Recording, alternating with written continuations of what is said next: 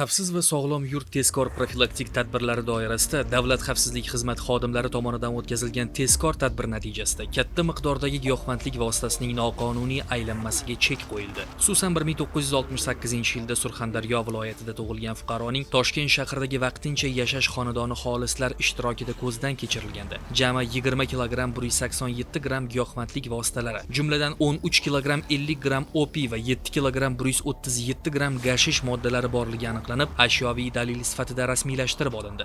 Tintuv tergov harakatimiz davomida qopning ichidan yashil giyohvandlik vositasiga o'xshash bo'lgan modda aniqlanib, ikkinchisi bo'lsa, tintuv tergov harakatimiz davom ettirilib, oq rangli qopning ichi ochib ko'rilganda opiy giyohvandlik vositasiga o'xshash bo'lgan moddasi borligi aniqlandi. Hozirda mazkur shaxsga nisbatan Davlat xavfsizlik xizmati tergov boshqarmasi tomonidan Jinoyat kodeksining 246 va 273-moddalari bilan jinoyat ishi qo'zg'atildi. Tergov harakatlari davomida uning jinoiy sheriklari hamda narkotik moddalarning kelib chiqish manbalarini aniqlash bo'yicha tegishli tadbirlar amalga oshirilmoqda.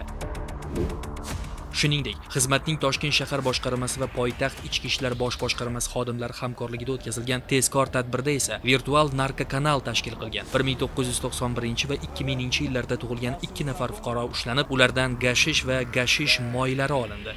Jigar rangli, o'tkir xirli, yumshoq modda. Это масло. Это масло. Гашиша.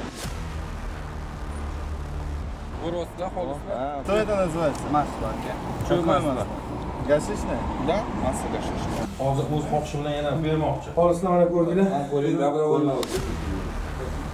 Mazkur shaxslarning biri Jinoyat kodeksining bir nechta moddalari bilan muqaddam sudlangan bo'lsa, ikkinchisi esa joriy yilning aprel oyida giyohvandlik vositalari bilan qo'lga olinib, hozirda gumondor sifatida tergovga jalb etilgan bo'lgan. Endilikda ushbu narko savdogarlar qonun oldida javob berishadi. Hurmatli fuqarolar, kundalik hayotda shu kabi qonun buzilish holatlariga duch kelsangiz, Davlat xavfsizlik xizmatining 1520 qisqa raqamiga qo'ng'iroq qilib xabar bering. Shaxsingizning sir saqlanishi kafolatlanadi.